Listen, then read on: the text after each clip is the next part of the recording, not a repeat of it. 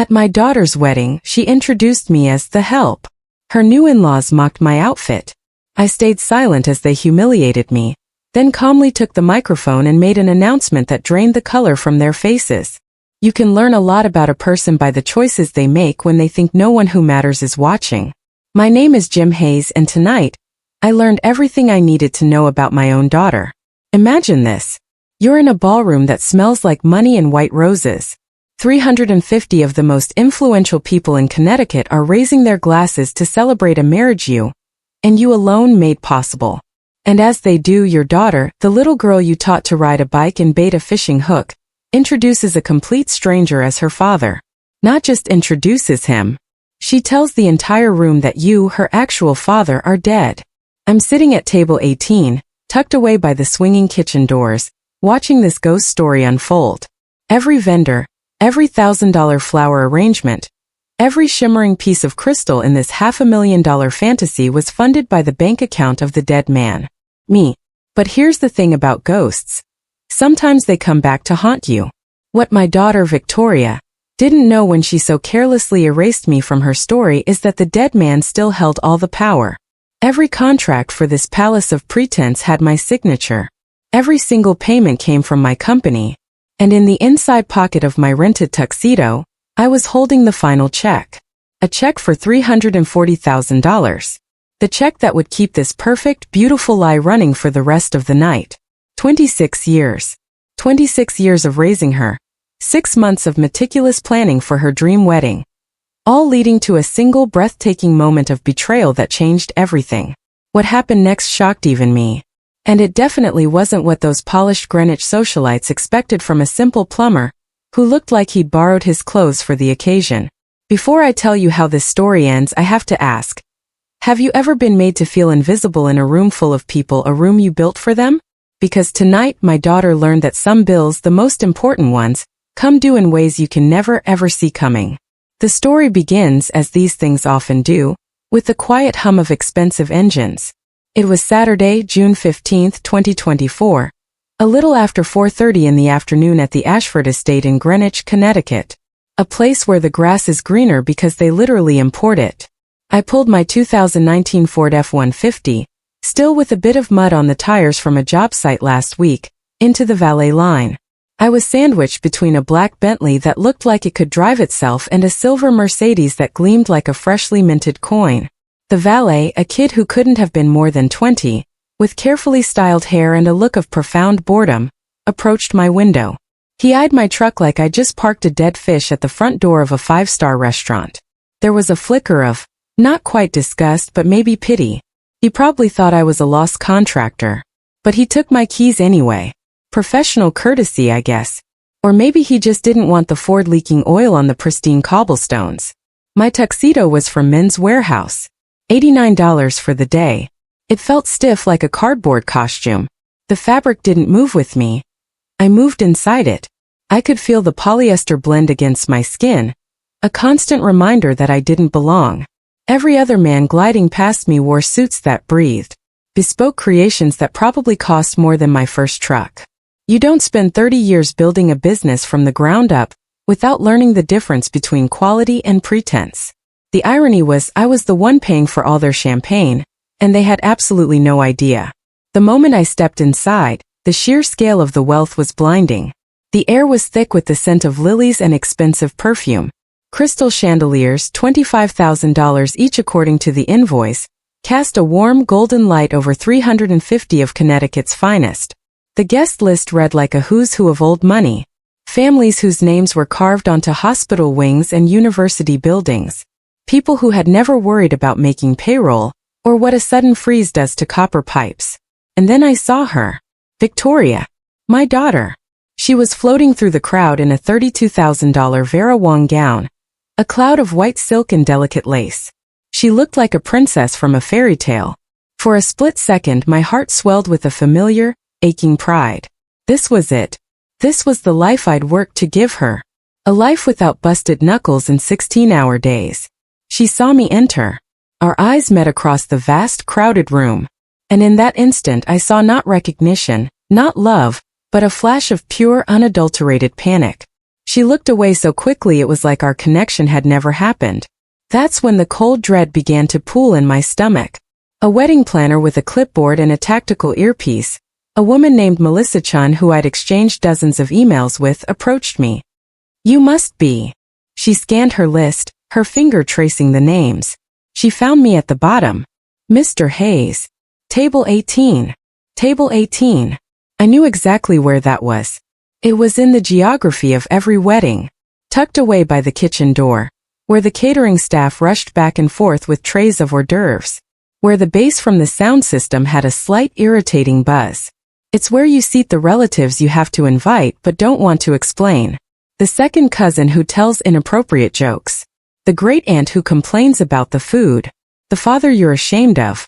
That's me, I said, my voice sounding hollow in the grand space. And Victoria, my Victoria, was at table 1. The royal court. The center of the room, bathed in a soft spotlight, surrounded by her new family, the Whitmores. Her husband-to-be was Preston Whitmore III, a man whose hands had never known a callus. His father, Preston Whitmore Sr., a real estate titan, owned half of Fairfield County. Their money was so old it was practically fossilized. I took my seat and watched my daughter work the room. She moved differently now. It wasn't the way she moved when she was a kid. All boundless energy and scraped knees. This was practiced, deliberate. A glide she'd learned at debutante balls and country club mixers. When a guest would ask about her family, she'd smile that brilliant, practiced smile and point gracefully toward table 1. My father's right over there, she'd say, gesturing toward a handsome, distinguished man in his 60s with a mane of silver hair and a tuxedo that was clearly custom-made. Richard Morrison. I'd never seen the man before in my life. The lie was so bold, so audacious it almost took my breath away. She wasn't just hiding me. She was replacing me. My table slowly filled with the other outcasts. Plus ones of distant friends, a few third cousins I hadn't seen in a decade. They were nice people. We made small talk about the unseasonably warm weather and the breathtaking beauty of the venue. Nobody asked what I did for a living, and for that I was grateful. As I sat there, a ghost at my own daughter's feast, the memories started to flood in.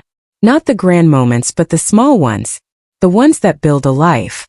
Flashback sequence, gentle, nostalgic music. I remember her at 6 years old, tears streaming down her face, holding up her brand new bicycle with a broken chain. I was just home from a brutal 14-hour day installing a boiler system in a new apartment complex.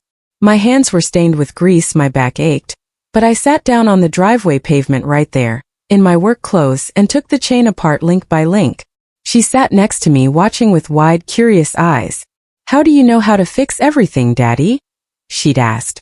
It's not magic, pumpkin, I told her, showing her how the pins fit together. You just have to look at how things are connected. Everything has a system. I put the chain back on and she rode off shrieking with joy. For that one moment I was a hero. Then I remember her at 15. She was at Fairview Academy, the private school I was bleeding myself dry to pay for $14,000 a year, because she said the kids at the public school were unmotivated. There was a father-daughter dance. I'd bought a new suit, not a rental, a real one. I thought I looked pretty sharp. But when I arrived I saw the other fathers. Bankers, surgeons, lawyers. They talked about stock portfolios and summering in the Hamptons. I talked about the price of copper piping. Victoria barely looked at me all night. She introduced me to her friends as Jim, not my dad. On the car ride home she stared out the window. Their fathers are different, she said quietly. It was the first time I felt the sting of her shame. It was a small cut but it went deep. And then Yale. $68,000 a year for 4 years. I sold a rental property to make sure she wouldn't have a dime of student loan debt. When she graduated she couldn't find a job in her field, art history, so I paid for her apartment in Manhattan. $3,000 a month for 2 years. And now this wedding. The venue rental alone was $180,000. The catering $85,000. The flowers flown in from Hawaii $28,000. The string quartet from the New York Philharmonic $15,000. The 7-tier cake that looked like a piece of architecture $8,500. I'd paid for the scaffolding of her entire life. But Victoria, in her eagerness to live in the beautiful penthouse she built on my foundation, had made one crucial mistake. She'd forgotten that the man who signs the checks is the one who ultimately owns the building. The cocktail hour stretched on, and the distance between my table and hers felt like miles of frozen tundra. I watched her pose for photos with the Whitmores, playing the role of the grateful, adopted daughter they'd saved from a life of obscurity. Every blinding flash of the photographer's camera felt like a small explosion in my heart. Every one of her dazzling smiles was a knife twist. If I stayed silent tonight, if I just sat here and swallowed this humiliation, I'd lose more than just money. I'd lose my self-respect. Let me tell you what 30 years of building Hayes Plumbing and Property Solutions really meant. It started in 1994 with a beat-up Ford Econoline van and a toolbox my own father gave me. For the first 5 years, I worked 16-hour days, 7 days a week. My wife, Sarah, Victoria's mother, passed away from cancer when Victoria was just 12. After that, it was just me and her. I'd come home, covered in grime, and help her with her algebra homework. I lived on peanut butter sandwiches and pure, unadulterated determination. But I learned early on that I wasn't just fixing pipes. I was solving problems. And I paid attention. I listened when my customers talked. I learned that the lawyer with the leaking faucet in his brownstone was selling the whole building. I drained my savings, took out a loan I had no business getting, and I bought it. I spent every night and weekend for 6 months fixing it up myself, new plumbing, new electrical, new everything. Then I rented it out. I used the profits to buy another, then another. Today, Hayes Plumbing and Property Solutions isn't just a guy in a van. We have 23 commercial properties across 3 states. We handle everything from residential service calls to full-scale commercial building management. Last year's revenue was $8.9 million. My net worth, certified by my CPA for a bank loan 2 months ago, is the exact same figure. Victoria knew none of this. In her mind, I was still just the guy who came home with dirty hands and grease under his fingernails. The guy who embarrassed her at Yale Parents' Weekend because I wore work boots instead of loafers. She had no idea that her simple plumber dad owned more commercial real estate than half the blue bloods in this room. But staying quiet meant accepting that she was ashamed of every drop of sweat, every sleepless night, every sacrifice I'd ever made. It meant watching her build a marriage on a mountain of lies. It meant teaching her, in the most profound way possible, that family loyalty was negotiable, that love could be traded for social status. The consequences of that lesson would ripple through our family for generations. I reached into the inner pocket of my ill-fitting jacket, and my fingers brushed against the folded papers I'd brought with me. Bank statements showing the $500,000 transfer to the wedding accounts. Copies of the contracts with my signature clear as day as the sole financial guarantor. And the printouts of the email threads with Melissa Chan, the wedding planner. 23 messages over 4 months. Every single one of them addressed to Mr. Hayes, and every single one with Victoria copied. She knew. She knew exactly who was paying for this fairy tale. My attorney Richard Polson was sitting 3 tables away. We'd worked together for 15 years. He'd flown up from Florida just for tonight, carrying a briefcase with every original document. I'd asked him to be here just in case. He thought I was being paranoid. "Jim," he'd said over the phone last week, his voice full of gentle skepticism. "She's your daughter. She loves you. This is just wedding stress getting to her." But Richard had never had to sit at table 18 while his daughter introduced a complete stranger as her family. The venue manager, a sharp, composed woman named Catherine Brooks, kept glancing my way. She knew who really signed the checks. When the florist had an issue with the orchid delivery, they called me, not the Whitmores. When the caterer needed to confirm the final head count, the invoice came to my office. To everyone who was actually working this event, I was the client. I held the contracts. I had the authority. My phone buzzed. It was a text from Victoria. "Daddy, please don't mention the plumbing business tonight. This is important to me." 30 years of sacrifice, reduced to an embarrassing secret to be managed. That was the moment. The decision crystallized in my gut, hard and cold as a length of frozen pipe. I looked around the room at the crystal and the gold, at the guests who had never worried about making payroll, and at my daughter, who had learned to be ashamed of the very qualities of grit and hard work that made all this possible. Some lessons, I realized, can only be taught the hard way. Music shifts to be more tense, an undercurrent of suspense. The cocktail hour hit full swing around 7:15, and the social ecosystem of Greenwich revealed itself in all its polished, smiling cruelty. That's when the first crack appeared in Victoria's perfect facade. Margaret Henderson, a sweet older woman whose historic home's basement I personally bailed out last winter during a flash flood, approached my table. Her face lit up with genuine warmth. "Jim Hayes, I didn't expect to see you here." "Father of the bride," I said simply, my voice even. Her expression shifted. It was like watching a series of fast-moving clouds. First confusion, then dawning understanding, then something approaching sympathy, even pity. "Oh," she said, her voice dropping to a whisper. "Oh my. Victoria, she never mentioned. She likes to keep her private life private," I said. A neutral statement that hung in the air like smoke. But Margaret's voice, in its initial surprise, had carried. A few nearby conversations paused. Heads turned our way. The whispers started immediately, spreading through the crowd like a virus. "That's the plumber. Victoria's father?" I thought. Didn't she say her father passed away? Within minutes, the story had rippled through the room. I watched faces change as the news traveled. Surprise. Awkwardness. A few people looked genuinely sorry for me. Most just looked uncomfortable, like they'd stumbled into a messy family drama they didn't have the script for. Preston Whitmore, Sr., noticed the commotion. 72 years old, silver-haired, wearing a bespoke suit that probably cost $4,000. He moved with the unhurried confidence of a man who owned every room he entered. He approached my table. "You must be Jim," he said, extending a perfectly manicured hand. "Preston Whitmore. Victoria's told us so much about you." It was such a smooth, practiced, polite lie. Victoria had clearly told them nothing. "Have we met before?" he continued, a faint, condescending smile playing on his lips. "You look familiar." "I fixed your kitchen pipes last March," I said, my voice level. "Emergency call. A Sunday morning. You were hosting a charity brunch for the hospital." His smile flickered. Just for a second. The mask slipped.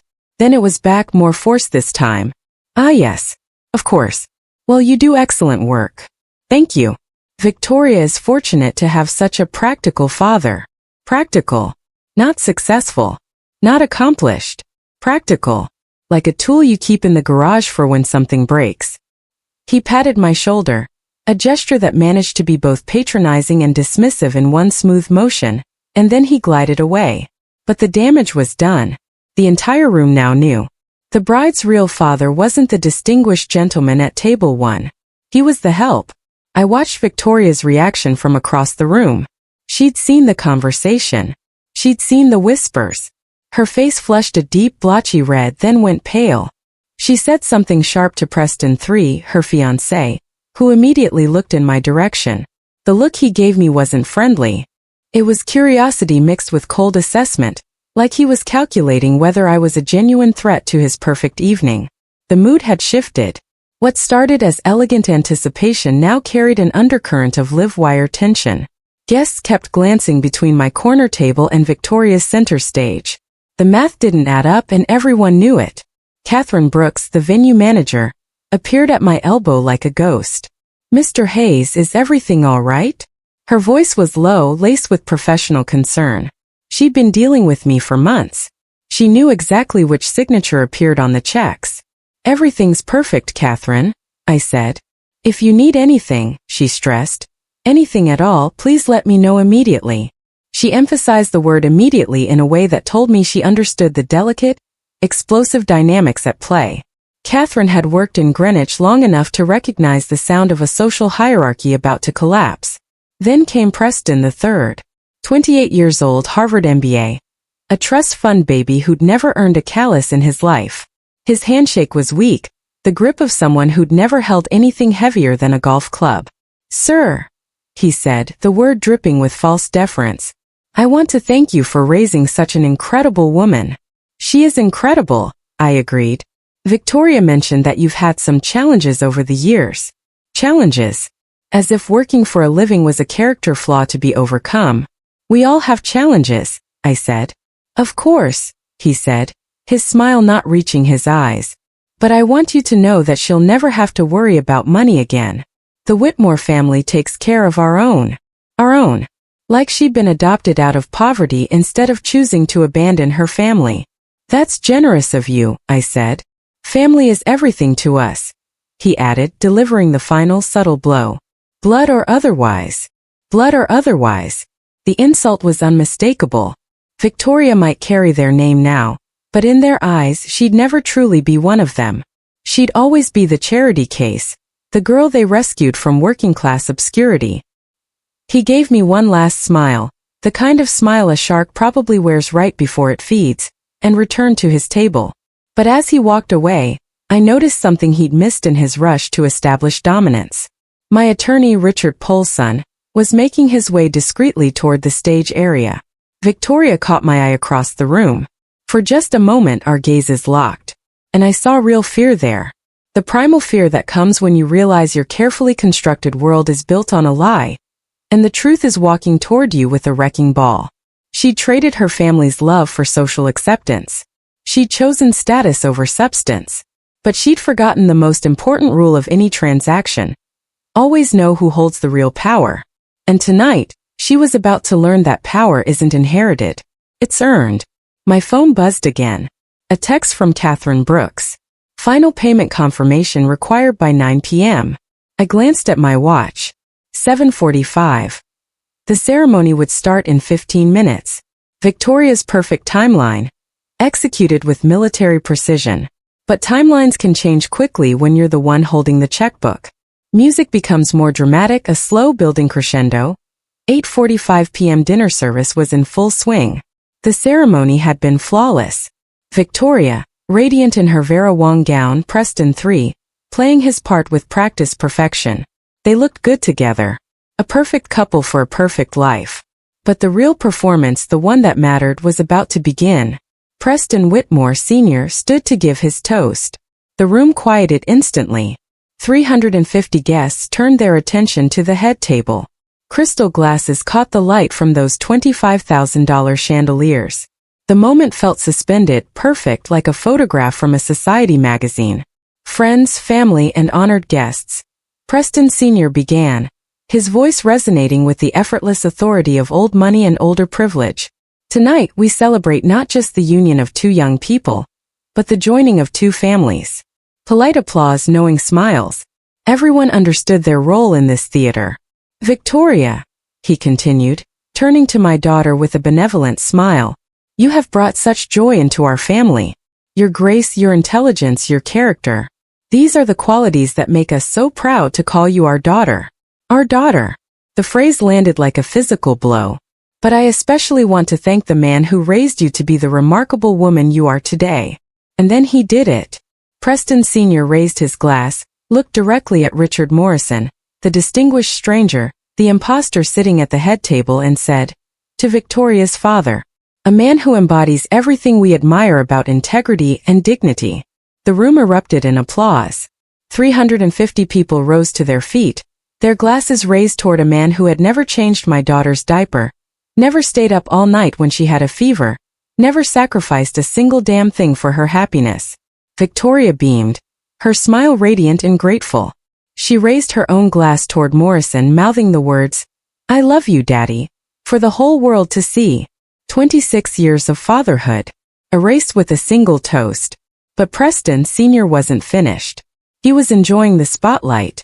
Victoria often tells us how fortunate she is to have been raised by such a principled man, how his guidance shaped her into someone who understands the importance of family loyalty and doing what's right. His voice carried across the room with perfect, condescending projection. In a world where so many young people lack proper role models, Victoria had the blessing of a father who taught her the difference between class and mere wealth. The irony was so thick I could have choked on it. Richard Morrison, Preston Sr. continued, gesturing grandly toward the imposter. Thank you for giving us the gift of your daughter. Tonight we officially welcome her into the Whitmore family, knowing that the values you instilled in her will guide her for the rest of her life. The applause was thunderous.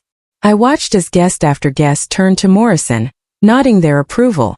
Some were even wiping away tears at the touching tribute to fatherly love.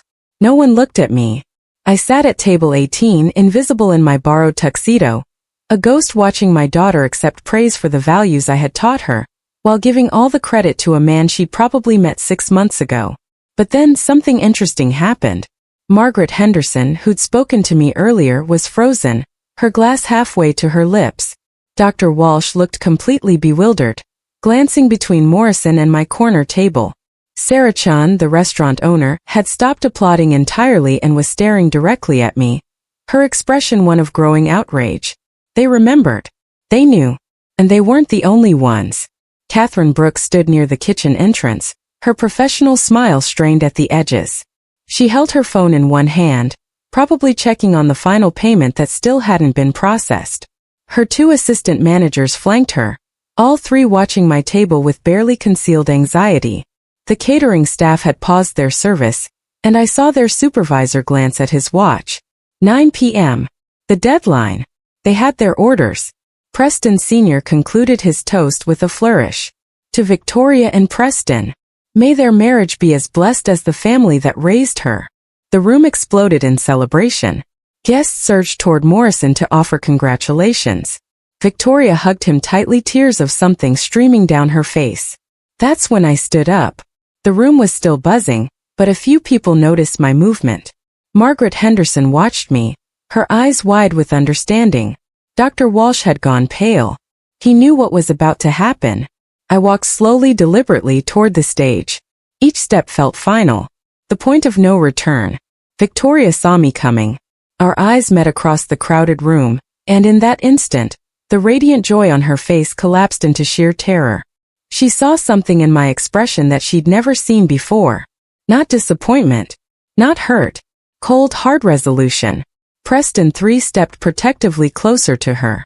Preston Sr. was still basking in the applause, oblivious. But Catherine Brooks was already moving, her team fanning out around the room's perimeter. The catering staff had quietly stopped serving. David Chan, the reporter, raised his camera. I reached the edge of the stage. Preston Sr. finally noticed me, his smile faltering. He probably thought I was some grateful peasant coming to thank him. He had no idea I was coming to introduce myself. I reached for the microphone on the stand. "Excuse me," I said. My voice, amplified, cut through the din. The room didn't quiet immediately, but those closest to the stage fell silent. Preston Sr.'s expression shifted from confusion to alarm. "Sir, I'm not sure this is the appropriate. My name is Jim Hayes," I said, my voice carrying to every corner of the grand ballroom. "And I'm Victoria's father." The effect was like a switch being flipped. Every conversation stopped mid-sentence. Glasses paused halfway to lips. 350 people turned to stare at the man in the ill-fitting tuxedo, who had just hijacked the wedding of the season. Victoria went white as her dress. "For the past 30 minutes, I continued, my voice steady. You've been celebrating the wonderful principled father who raised my daughter." I gestured toward Richard Morrison, who looked like he wanted the floor to swallow him whole. That man has never met Victoria before tonight. A wave of gasps rippled through the crowd. "Preston," I said, looking directly at Whitmore Sr., "I appreciate your kind words about integrity and family values. But you directed them at the wrong person." Richard Polson, my attorney, appeared at my side and opened his briefcase. He handed me a folder. "Evidence. This is the contract for tonight's venue," I said, holding up the papers for all to see. "Signed by James Hayes."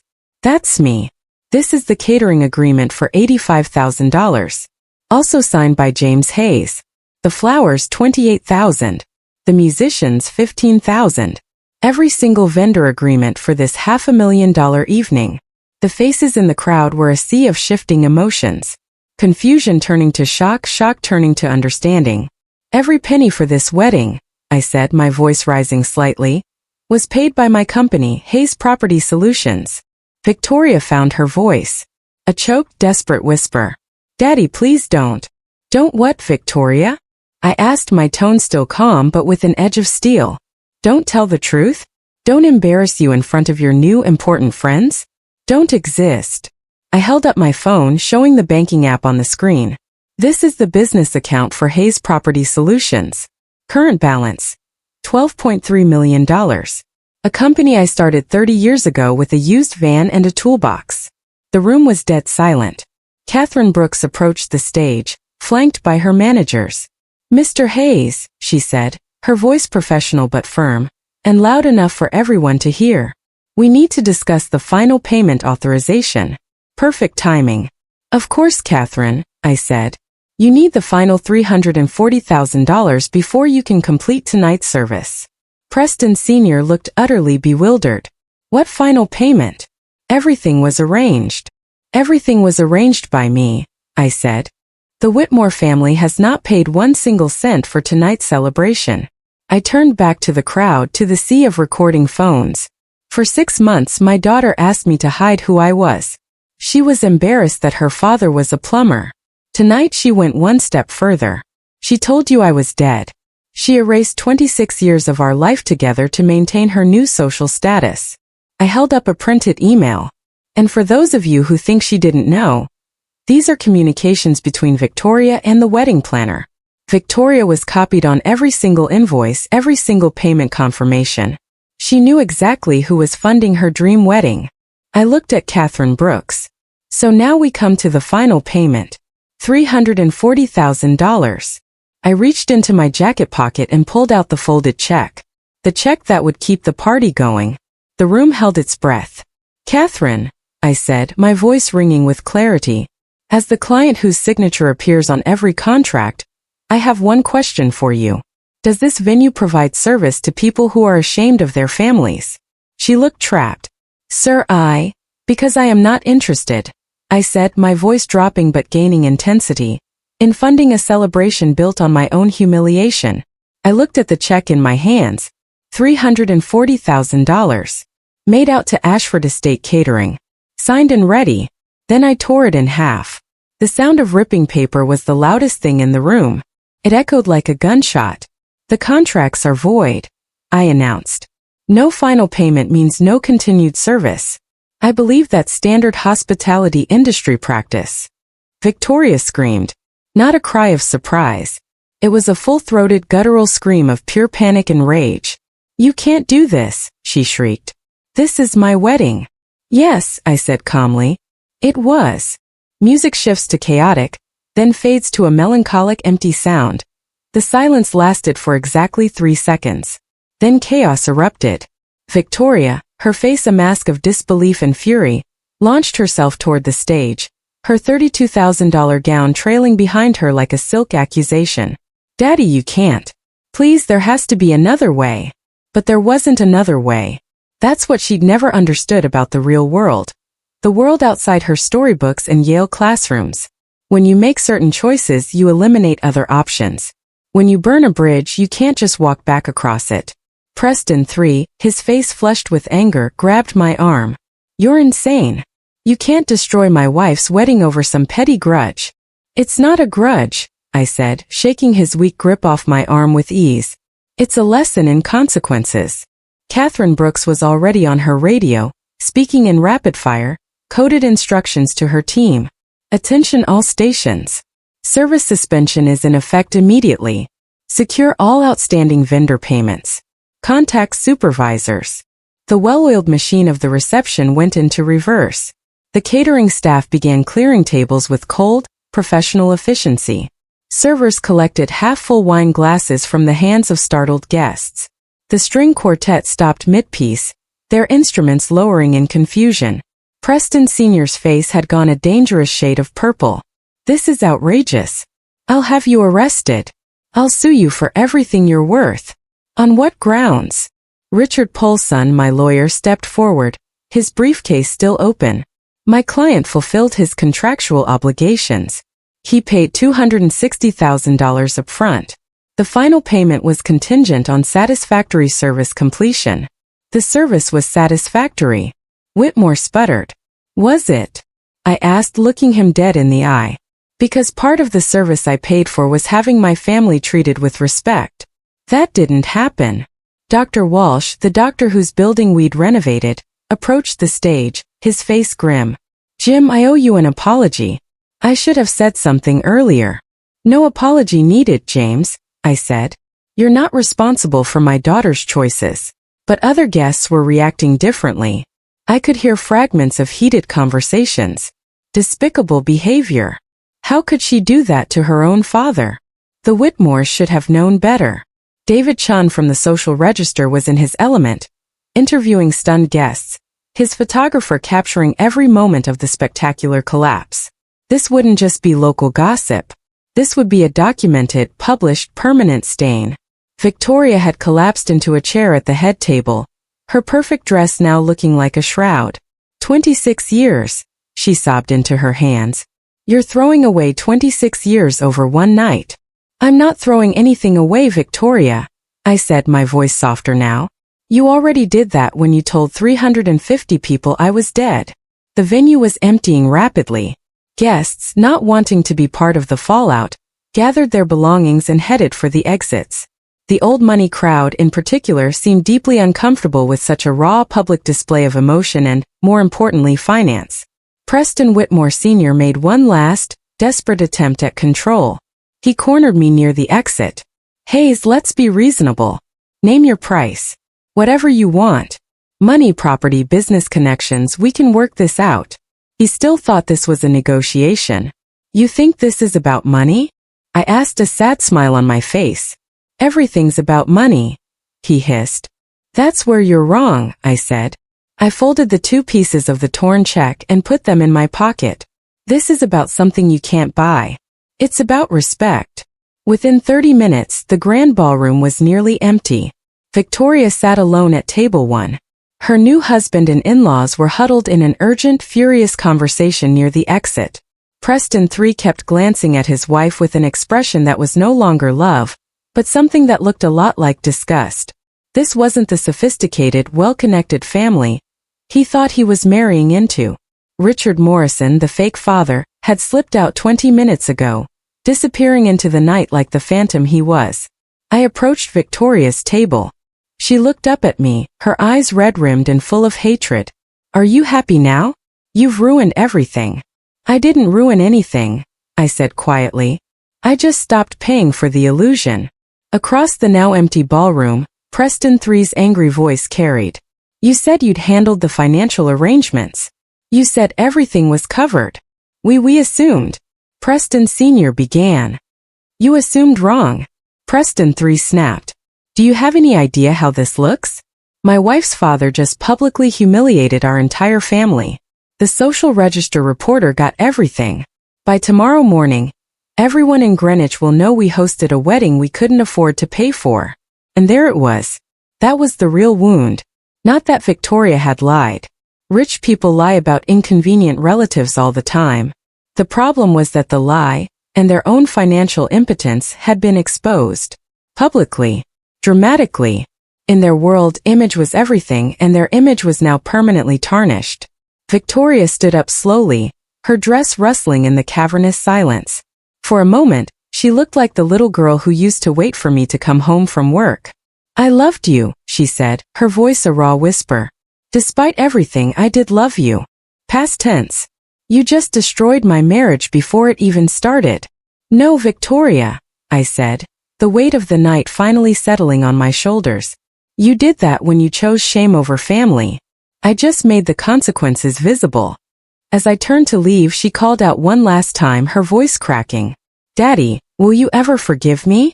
I stopped at the ballroom entrance and looked back at my daughter, standing utterly alone in her magnificent, useless wedding dress, surrounded by the wreckage of her choices. Victoria, forgiveness isn't something you ask for once and receive forever, I said. It's something you earn, every single day through your choices. What does that mean? She cried. It means the next move is yours. Soft, somber piano music plays. The story broke in the Fairfield County Social Register Sunday morning. David Chin's article was brutal. Wedding of the season ends in financial drama as bride's father cancels payment. It had photos. It had quotes from unnamed guests. It had a detailed and shockingly accurate breakdown of the evening's costs. By noon it was everywhere. By evening it had gone national. Victoria called me at 7 a.m., her voice raw from crying. It's everywhere, Daddy. Everyone's talking about it. She paused. The Whitmores aren't speaking to me. Preston says he's evaluating our situation. Evaluating. Like she was a stock that had just plummeted in value. The financial fallout was swift. The Ashford estate sued the Whitmore family for the unpaid balance. The vendors, who had extended credit based on the Whitmore name, demanded immediate payment. Preston Sr. called me on Tuesday. "Hayes, we need to settle this like gentlemen." He still didn't get it. He offered me money. "Preston," I told him, "you can't buy your way out of this. Your family participated in erasing me from my daughter's life. Money won't fix that." The social consequences were just as severe. The Whitmores were quietly asked to step down from 2 charity boards. Their invitations to the fall gala circuit mysteriously vanished. But the biggest consequence was for Victoria. 2 weeks later, Preston III filed for an annulment. The grounds were fraudulent misrepresentation of family background and financial status. A cold legal document that made sure her deception would follow her forever. She moved back to her Manhattan apartment, the one I'd been paying for. For the first time in her adult life, she was truly alone. She called me on a Friday evening. "The annulment papers came through today," she said, her voice flat. "I have nothing. No husband, no family, no reputation." "You have the same thing you've always had," I told her. "The choice to be who you really are, instead of who you think people want you to be." There was a long silence on the line. "I'll think about it," she finally whispered. "That's all I've ever asked for," I said. 6 weeks later, I heard a tentative knock on my office door. Not my home. My office. The headquarters of Hayes Property Solutions. The place she'd been too ashamed to even acknowledge. It was Victoria. She looked different. Her hair was in a simple ponytail. She wore jeans and a plain sweater. The expensive artificial sophistication was gone, replaced by something I hadn't seen in years. Genuine uncertainty. "Hi, Daddy." "Hello, Victoria. Can we talk?" I gestured to the chair across from my desk, the same desk where I'd signed her tuition checks. "How are you doing?" I asked. "Honestly? Terrible," she said, not a trace of self-pity in her voice. "The annulment made the papers. I lost my job at the gallery. Most of my friends from the Whitmore circle won't return my calls." She took a deep breath. "But I'm also relieved. Do you know how exhausting it is to pretend to be someone else every single day?" She looked around my office at the awards on the walls, the photos of completed projects, the evidence of 3 decades of honest hard work. "I've been thinking about what you said, about earning forgiveness, about making different choices." She looked me straight in the eye. "I want to work. Real work. I want to learn the business that built everything I took for granted." I studied her face, looking for any sign of performance, of manipulation. But all I saw was exhaustion mixed with a tiny flickering spark of determination. The look of someone who'd hit bottom and had decided finally to start climbing. "The business isn't glamorous, Victoria. It's early mornings, difficult customers, and problems that don't have elegant solutions." "I know," she said. "I'm not asking for a handout. I'm asking for a chance. A chance to prove I can contribute something real." "What about your Manhattan apartment? Your lifestyle?" A weak, sad smile touched her lips. "I gave up the apartment. I'm staying in an extended stay hotel until I can afford something on my own. Turns out, when your father cuts off your funding and your husband annuls your marriage, you learn about budgets pretty quickly. And for the first time in what felt like a lifetime, I felt a surge of pride in my daughter. Not for what she had, but for what she was choosing to become. "There's a junior position open in our residential services division," I said, keeping my voice neutral. "Customer service, basic project coordination. It pays $38,000 a year." Her eyes widened.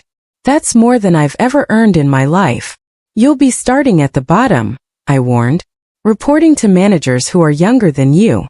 Dealing with customers who might recognize you from the papers." "I understand," she said. "Do you? Because this isn't about penance, Victoria. This is about whether you genuinely want to build something worthwhile, or whether you're just looking for another form of security." She was quiet for a long moment. 6 months ago, I would have said I wanted security, she finally said, her voice clear and steady. "But security based on lies isn't security. It's just delayed disappointment. I want to build something real. Even if it's small. Even if it takes years." I nodded slowly. "The job starts Monday. 8 a.m. sharp. Dress code is business casual, not country club casual. I'll be there, she said, a flicker of genuine light in her eyes. As she stood to leave, Victoria paused at the door. Daddy, thank you for the job and for teaching me that self-respect isn't something you can inherit or marry into. It's something you have to earn. Now you're starting to understand, I said, feeling a warmth spread through my chest that no amount of money could ever buy. What I've been trying to tell you your whole life. She smiled. A real smile. The first one I'd seen since she was 16 years old. And she walked out to begin the hardest work she'd ever done. The work of becoming someone she could finally be proud of.